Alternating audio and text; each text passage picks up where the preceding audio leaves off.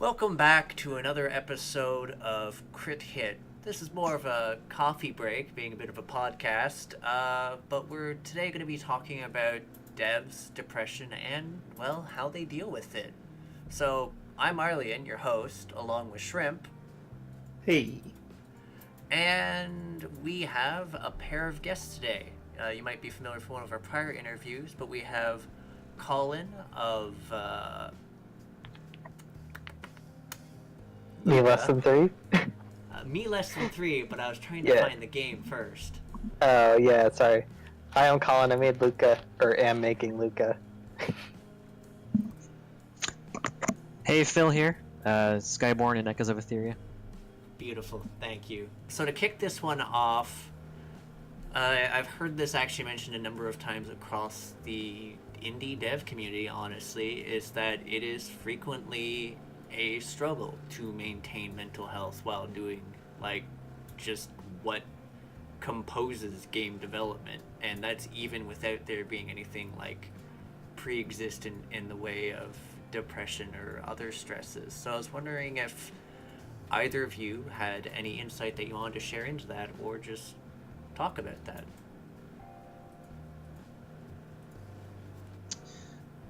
Well, I can go ahead and kick it off. So, I have dabbled with, visiting physicians about depression and whatnot, and I think every single time I've done that, and have tried out different medications, they've always said, well, based on the patterns, you probably don't have any kind of clinical depression, So, I think a lot of people absolutely do. I apparently don't, but I'm also I have this weird split personality where I have like the super outgoing guy who enjoys his full-time job and wants to get out and run in the sun and be around people as much as possible, and then that guy just suddenly disappears and becomes very dark, and I guess that's the whole point of this content or this podcast, right? Is we're talking about dark stuff, very withdrawn, very just resentful of people, and like I'll even remember things that 20 years ago that makes me want to get revenge on people, and it's like a switch that flips. And so how that applies to being a dev is, as a dev, in order to get anything done, you have to manage your time. And if all of your time is spent just kind of dinking around at home, me personally, that'll make me go insane. And so what I have done is be very disciplined. I haven't always had a full-time job. Having a full-time job makes it very easy to get out of the house, obviously. But when I didn't, I would really force myself. Even if I didn't want to go, I would be super disciplined about go to yoga, go to this hike, go to this exercise class, even a cooking class, a dancing class, like all sorts of stuff, just to keep me a normal human, part of society, because I tell you, if I get cooped up, it's not pretty. It's just not. So Fair I don't know enough. if you want to kind of bounce off that, but Oh, I was just saying that's funny because I often feel like I am the cooped up one a lot recently. So I guess a bit about me is that so I'm currently developing an independent game full time, and that often means a lot of solo dev work just at quote unquote my office, which is my apartment. So I totally get the whole idea of like you gotta go out and be a normal human being sometimes, because a lot of the time my mind is just occupied with like, oh, what do I have to do next, or how do I solve this problem that I'm currently encountering while developing my game. And it's hard to kind of take a break from that because you feel like, oh, any moment I'm not spending thinking about this is maybe a moment I should be, because like, oh, am I working hard enough? Is this game going to get done before the money runs out? All that sort of stuff. And it tends to pile up in a way that could definitely be unhealthy, even without any kind of, pre-existing anxieties or whatever. So yeah, like I totally agree about the whole like sometimes you got to remember to be a normal human being because as weird as it sounds, that's something that's so easy to forget when you get so wrapped up in this own or like this world or project or whatever you have that is currently kind of consuming and feeding your life. Sometimes it's not like a bad thing necessarily. Like I feel so lucky to have something that I like working on, and that it also like pays my bills and things like that. It's a living a dream in a way, but it's also a very difficult dream to live. Yeah, that's just a specific response to that sort of idea. It's good advice to just try to be a normal human being, as weird as that sounds sometimes. Have you heard of the Big Five personality test? I can't say I have. It's actually pretty useful if you take that and figure out what makes you tick. Wait, you mean the ocean one? Like no, openness, something. Oh yeah. It's ocean. You've got neuroticism, you got openness, you got extroversion, that sort of thing. And the big one that you mentioned there is that you seem to get agitated with yourself, or kind of get hard on yourself for not doing something productive on your product all the time. Yeah. And that is a side effect of being extremely conscientious. And so if you take that test, it'll teach you a lot about how conscientious people can maintain their own mental health, and part of that is they just have to train their brain to let go of to say, okay, here's the time that I'm going to be productive, and then I'm going to specifically schedule these 4 hours to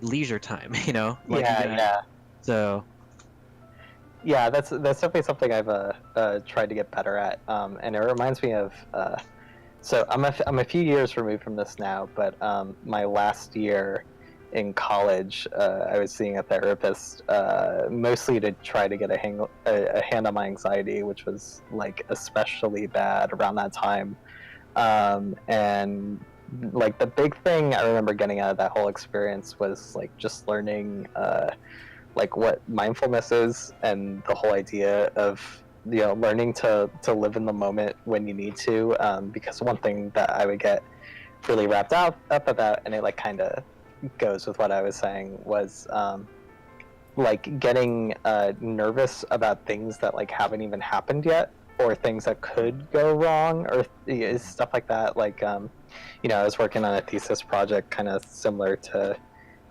doing like my own independent project now, where just I would get wrapped up in like a problem or whatever with the team, or a feature or something that maybe like wasn't even that big of a deal, or even just things like oh my god, what if like the professors don't like this thing that we're doing, and it's like not even an issue at that point. So it was learning how to like recognize when those thoughts were flaring up in an unhealthy way, and just kind of take a step back, and be able to breathe. And I think like that kind of ties in with the whole idea of learning how to, like you said, like let go at specific moments, and just not get so wrapped up in your own head, because that can lead to some dark places. Exactly. Yeah. Yeah, totally. And you can't just let go and then leave the madness of development and go into emptiness. You have to let Right. go into something. Yeah. So, Well, around then I discovered, or not really discovered, but luckily I had some friends who were like training for a marathon. And I was like, what the heck? I've never like run or anything before, but I'll join them for a bit. And I didn't like actually get to like marathon running levels, but I learned a new way to, as you said, like have something else to focus on. So like one of those things was like personal fitness goals. And that was a really good thing too, just because physical fitness tends to help with everything else in your life, whether it's having more energy or a better mood or things like that. And that's something I continue with to this day, which is really nice. Like you mentioned, you go to like yoga classes or dance classes or stuff like that, and I think like that's all like a really healthy thing to have, even if it's not like a super physical hobby or whatever, but those have the added benefits of just making you feel better generally. and seeing other human beings and interacting with them. Yeah, It's that like too. it's as important as food, in my opinion, to Yeah, your basic functioning. I definitely notice. I have a apartment mate, but like he's in the middle of a like real busy working season, so I definitely notice that when I like don't see this person I usually expect to see pretty often, my mood tends to go down. So yeah, like that's for sure too. Yeah. Yeah, I mean, side note about that stuff. One of the things that Arlie and Lovi are probably acutely aware because I keep talking about it. But I'm taking care of a 2-month-old baby right now, and you never really know what to expect. And one of the things what's happened with me is I've actually found that there have been really long stretches of time where my wife is asleep and my baby's kind of asleep, but I'm still watching her, Mm-hmm. and so I am kind of stuck at home. And so that's why I've had time to really commit to a lot of crit hit stuff and also playing, Black Desert Online. It's been great. Like I've been very thankful for that because I've been so disconnected from like forums and online communities for so long, that Arlie invited me to crit hit, and it's actually I can say it's been really vital to the last couple of weeks, I would say, to just getting me through these long stretches of boring child rearing. So, online interactions can definitely be a huge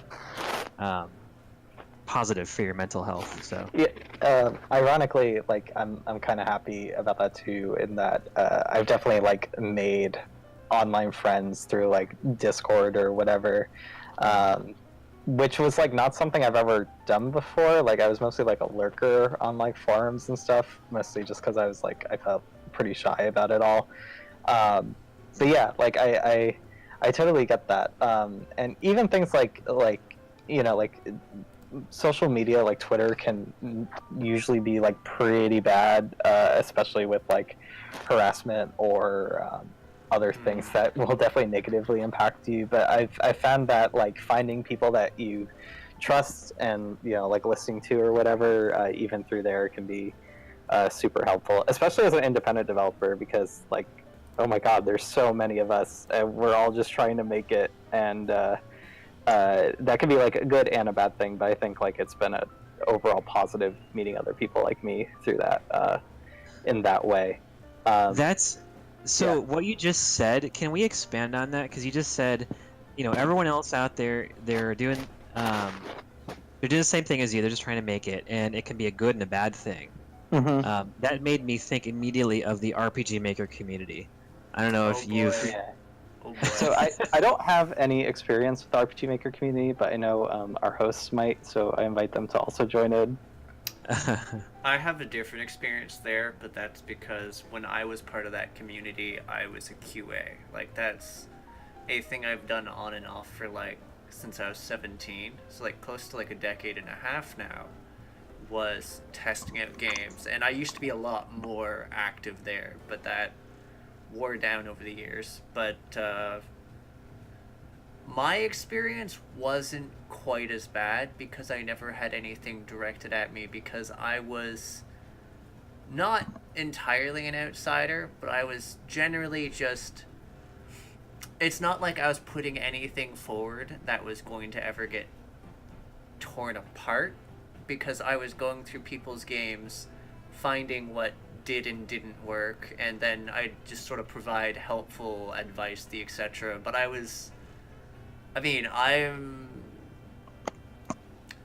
try to be very cautious about people's feelings a lot.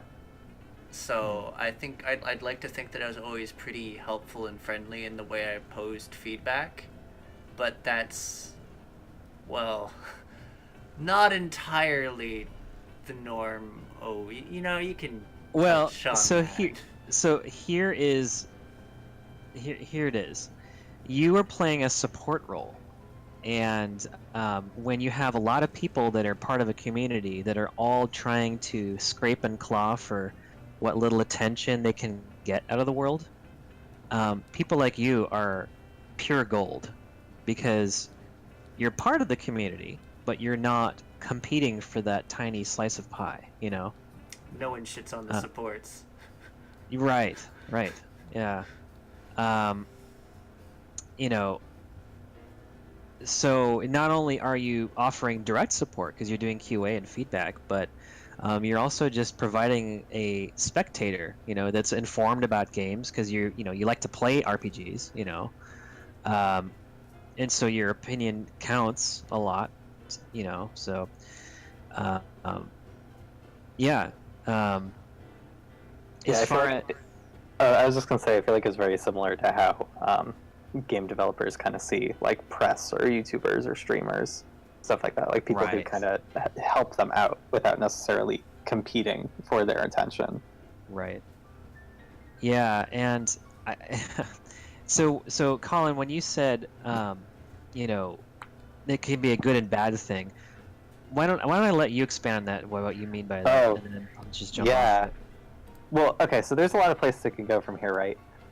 But I've learned that, like, especially when you're like trying to make developing video games a living, you can often feel like you're in competition with like everyone else, which is both like true and not true in some ways, and I'll go into that later. But essentially, like, what happens is that you start comparing yourself to everyone else, and often that's in like really unhealthy ways.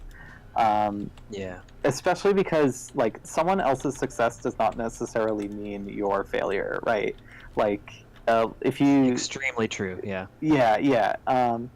Like sometimes it can feel like really bad if like you see someone who's like making a game similar to yours get like 1,000 retweets or whatever, and you're just like vying for like 10.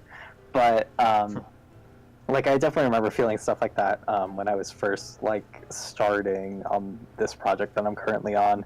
But that's also like such a minor and silly thing to actually get worked up about, especially because like retweets aren't necessarily like a valuable thing, I mean, getting eyeballs on whatever you're doing is not only like reaffirming, but it kind of points towards like maybe more people will be interested in supporting you in some way.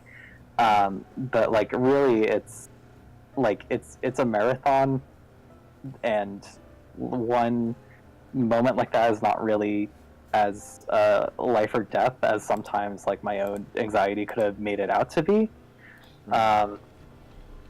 Now, like, that being said, like, there are more like explicitly dark parts of engaging in social media as a developer, especially when it comes to like audience interaction and stuff like that. Like, I know especially in game development, there's a problem with harassment, and I've definitely had my experience with getting some unpleasant or like maybe way too personal messages from people who've discovered my work, whether they like it or not. but you, I don't want to say you could ignore it, but I tried to, disengage when I need to, and that itself is a very valuable skill that you like probably have to develop as a public figure, no matter how big or small, right? But like really, the point I'm at now is I try to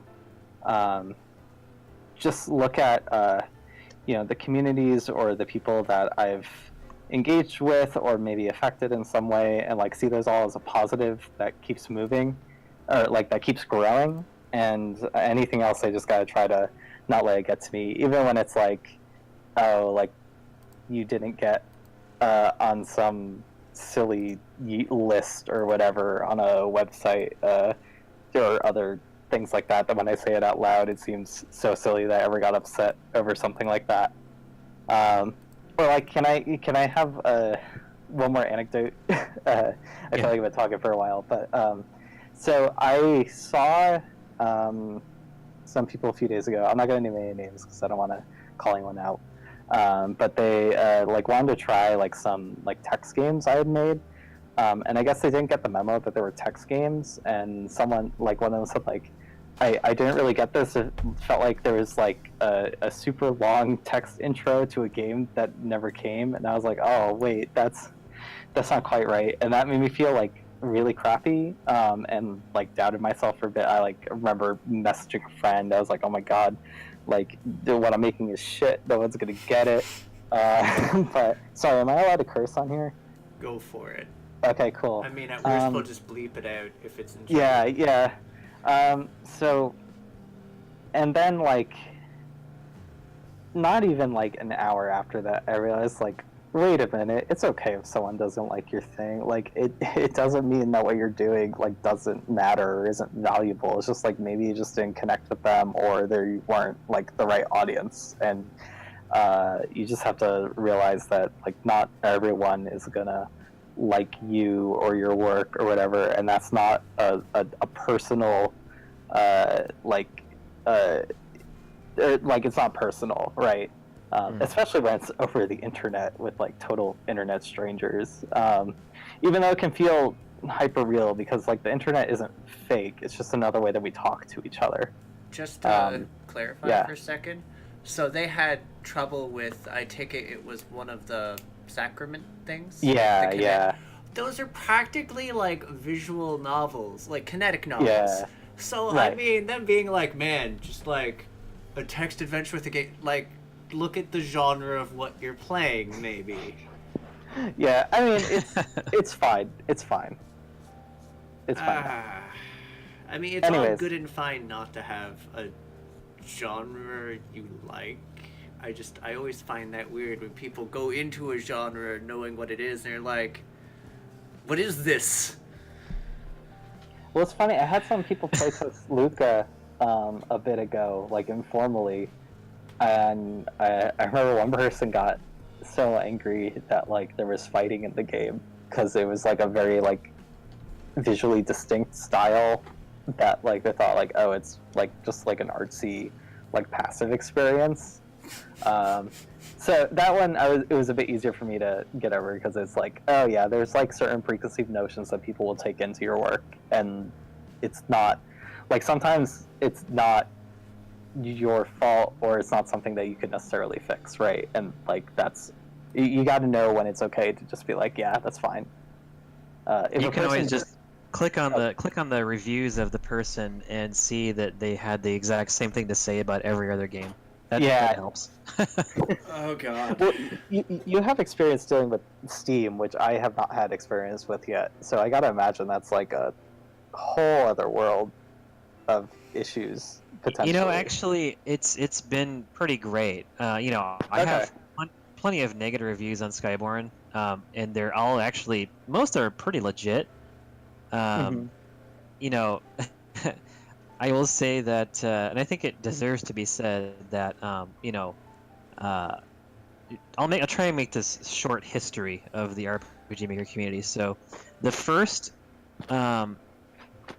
really successful person who kind of broke out of the just making stuff for free, is the creator of Avion. And I don't know if anyone's heard of that game. I have not. No, how do you spell it? Because then I can search it up on Steam while you two are talking. It's Aveyond, and it's done by Amaranth Games. And Oh, I see it. the author and the owner is Amanda. We've actually met in real life. We're pretty good friends now. When she released that, she was on RPG Maker XP, and this was around maybe like 2006 or 7, and this was the height of kind of the early adopters of RPG Maker getting into things like custom scripting, which is a new feature of XP. Before then, it had been really focused on free stuff and making cool systems and innovative systems, and kind of directed at themselves as the audience, like really hardcore, old school RPG players. So then Amanda comes out with this. Not really that. It's more geared toward more of either a female or a gender neutral, design style, and then it's more cute and more campy. It's got good humor. It's really it's low on the whole gear and strategy in battle. It's really more focused on the story. Like, it looks like there's just stuff there to, like, if you're having trouble, go search up these things that'll turn combat into a cakewalk. Yes, exactly. Yeah, Amanda doesn't want you to worry about getting from one chapter to the next. And so, yeah, it was easy at the time to look at it and scoff, because it was, kind of that cutesy style. But Amanda was ridiculously successful. And the community's reaction to that was just this righteous indignation, like oh, that's not even really happening, and it really was, and it's because her games were accessible. She found the exact right audience at the exact right time, so oh yeah, from very then on, accessible, like 11.5k copies sold accessible. Yeah. They're still actually fairly active games, which, yeah, that's pretty impressive for something that was released like 4 years ago. And Steam is an afterthought for Amanda. Most of her sales came from her own website, which she built from scratch. So, this is like one of the best cases. Like I talk about my own experience, but hers is a more dramatic example of you should just like learn from people who are successful rather than get jealous, because that is absolutely what happened. Like, the community flipped their shit and tried to find some justification for their own existence that they didn't think of that first, So, Oh, actually, never mind. I got those numbers wrong. 82,000. Yeah, Damn. that's sounds about right. The other ones are not as huge, other than the second one, which is 135.5 thousand. I can see why people would be mad. They're like, I put all this time into and you just made bank compared to us. Well, but they could be supportive and not like tearing down on someone for their success. So, hold on. So I'm almost at the punchline here. Sure. So, basically, once Skyborn did pretty well on Steam, I did have some people from... This probably happened to Amanda too. I had some people from the RPG Maker community basically following my every move outside of the community and trying to, mitigate my success in any way possible. Basically, leaving an intentionally bad review. Like, you can actually see one on Skyborn. They might have removed it by now because he included some pretty inflammatory language in it, basically saying, this money-grubbing parasite is what he called me in the review. And if you're gonna leave a fake bad review, like, at least make it believable. Well, he was using his legit account. And so, yeah. Anyway, so yeah, that's just a really good example. I'm not saying that just to bitch and moan about the RPG Maker community, but it's like a huge example of what you were saying earlier, Colin, of Mhm. this can be good or bad. Because in this case, it's bad because it's people who might want to accomplish that. I don't know. Maybe they will never, have the risk tolerance for it. But in their expectations for themselves and then what they see happening out in the world, there's a giant gap there. So, which makes them probably feel powerless and have to lash out. And Mhm. that's unfortunate because it's such a small community. It really is. It's super niche, and everyone there is messed up in the head, including me. So, it would really be better if everyone could kind of realize that. And the term safe space has been kicked around pretty hard by pop culture, but it could really be a safe space for those of us who struggle with either the difficulties of dev like we're talking about today or whatever else you've got going on. So Yeah, the potential topics of future episodes in this vein, I feel like. But yeah, I totally get that. I did kind of go off rails there, but I mean, there's been Please. stuff in that community that hasn't been bad. Like, there's been some good examples of collaboration. Also, just games and bits of media that have actually showcased, like, that look at mental illness. But I can see as just, like, a passive spectator and someone who is never in the crosshairs where things got toxic. And I just didn't realize it was, like, that bad. But again, I was never, like, the focal point of that, so that's just a bit depressing Right. to hear that like it goes that badly, because like the most I really noticed was people like being sort of jerks to people who were trying. Yeah, that's that's kind of unfortunate. Like, hey, here's my crappy new game, and it's just like, but I don't think most people are toxic. It's just it's really easy to get the impression that the whole thing is super toxic because of specific scenarios. So, Well, I feel like generally too, especially when you're talking about the internet, the people who are most willing to lend a voice to the thing are ones who like feel a strong enough emotion to, and often that strong enough emotion is anger, right? Like we're just like we don't really live in a culture. It seems like I'm talking about like a digital culture specifically that values like sharing positivity or positive emotions. Like it's almost seen as a sign of like a weakness or something that like you shouldn't really do publicly. Like I feel like people are more easily compelled to write a bad review for a game they hated than like a glowing review for something they really liked, and I hope that will change, and I hope that even just like acting as an example, both as a dev and as like a person who plays my friends' games and other people's games and tries to, be positive about them when it feels right.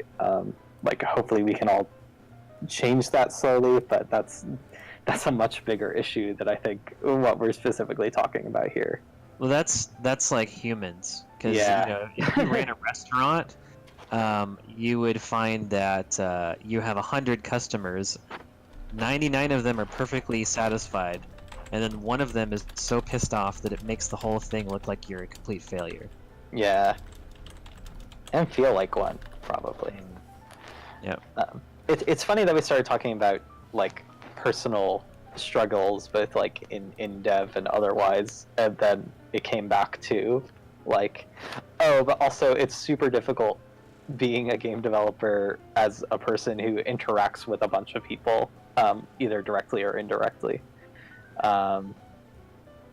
Which is something that's far greater and not necessarily in our control.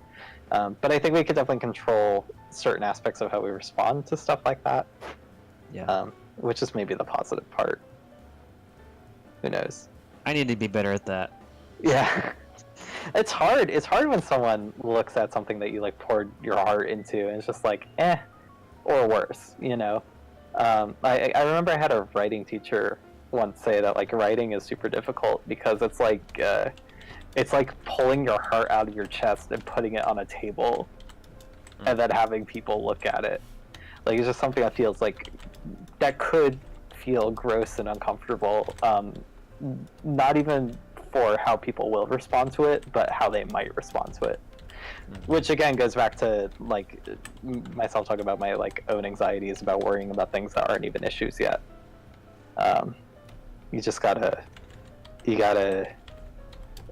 be in the moment and stuff like that. And if someone doesn't like a thing, like sometimes that's okay. I went off a bit there too, but I don't know. It felt right. So should we start wrapping this up? I know Phil has to go soon. Yeah, that's fine with me. I suppose we should add then is, do either of you have anything that you would like to leave off for, you know, the other devs and viewers who are watching? Just sort of final words to leave this off on. I have something that's kind of inspired by what we ended up talking about for the last half hour. I think it should be like it should be okay to feel like it's okay to try, because I think a lot of what this kind of negative stuff comes down to is like people being afraid of what might happen if you put yourself out there in some way. Because it's really easy to you know, shit on someone for trying to do something. It's a lot harder to actually be the other person on that side, and that's like a big thing I see stopping people from want to engage in like indie game development or whatever. Which, you know, like I'm very happy that in my own life that I got into this, because it's been, you know, sometimes it's caused issues, but it's also been a very good outlet, and something that allows me to share my experience with other people and hopefully help in some little way. So, yeah, like I guess also on a more personal thing, if there's like links to who we are on this video, I'm always open if you want to reach out with any issues about like wanting to be a game developer or dealing with like those dark thoughts that might come with game development, or anything tangential to it. I think if we, you know, start showing more help and support for each other, maybe we can start changing things for the better. So you only have to deal with yourself and not with other people in a negative way. Just to answer that, yes. we should, I believe, Shrimp, have links to all the devs involved in this, right? And their Yeah. media. We'll also have a link to our Discord, since, you know, it's an accumulation of people, including people who are just a little bit effed up because depression, yada. Also, the Gamers Fighting Depression Discord. It's a community on Discord and Reddit, and it handles just people who are gamers who are into that, who have depression, and they have also their own little creator community there too. So we'll have those support things out there for peeps. Nice. Well, I like what you said there, Colin. All I like, for some reason, my brain is just completely focused on, like, way too big of problems to tackle. You know, like we need to, as people, you just learn that positivity begets positivity, and success begets success, and you know, that's always going to be an issue. But I mean, we, you know, I guess all we can really control is ourselves, you know. So we can be satisfied with what that impact has on this whole world of, you know, you're on the internet, and if you look at Facebook, people only put their really happy moments on Facebook for the most part, so it makes their life look way more amazing and fun than it actually is. And we were joking about LinkedIn earlier. Same, you know, everyone on LinkedIn is like a incredibly well credentialed, highly skilled professional, you know. And there is a large degree of pretense there, and you know, to realize that everyone has struggles, and you know, that's a quick note. So, you know, I was scared about changing diapers on my kid, but now it's and also, you know, kind of putting up with the fact that she's always crying about something or whatever. It's, and this is very much related. It's so much easier for me to put up with crying and changing diapers and vomiting up stuff when I realize that this poor little thing is just helpless and has no idea how to take care of itself. And sometimes adults can be that much helpless in that level of helpless in terms of their mental state, you know. So having compassion for others, even though they're being, you know, they're acting out their symptoms of whatever is wrong with them, it makes it so much easier, you know. No one is perfect. You can't pedestalize people, like, because no one deserves to be on a pedestal, you know. So that works for me. And hopefully that can help people realize that, you know, sometimes it's okay to not be okay too, and to get help. Oh, absolutely. Yeah. Even the most amazing person will lie awake at night and swirl around in their head thoughts of something. So, Yeah. That's a great message to leave it off on. And well, I mean, not the main part, but, you know. Honestly, you take the I think so negative too. with the positive. So I mean, the fact that there's a negative part is very human. So I mean, it's fine. Mm-hmm. yeah, a little dose of maybe too much realism there, but yeah. That's we what can- we're here for. Yeah.